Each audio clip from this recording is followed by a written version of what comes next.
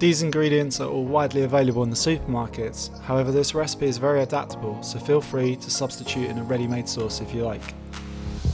Begin by mixing the butter with the miso paste in a pestle and mortar or a food processor. Now remove the outer leaves of the cabbage, cut them into halves and spread about half of the miso butter into the cut sides of the cabbage. Next, make the dressing by mixing together the rice vinegar, the tamari sauce, the honey, half of the fresh coriander and the sesame seeds.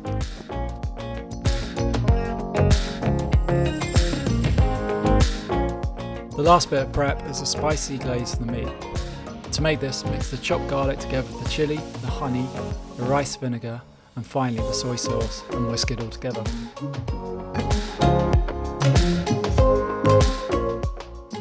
By now, the flame should have reduced in your barbecue, leaving searing hot glowing embers, perfect for barbecuing over.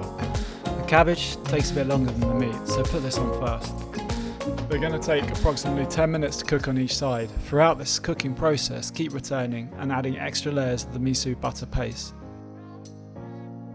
After the cabbages have had about 15 minutes, it's time to add the venison steak. These will only take about 2.5 minutes on each side. During this time, keep applying the spicy soy glaze.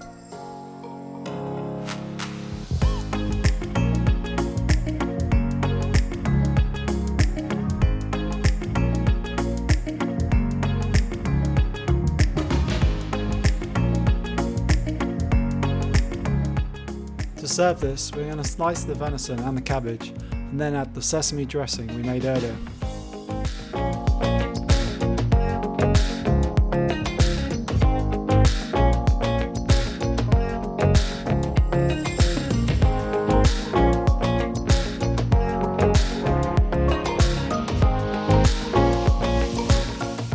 If you enjoyed this recipe, please check out some of our other recipe ideas, and why not try barbecuing some other game meat which can be purchased from the Wild and Game website.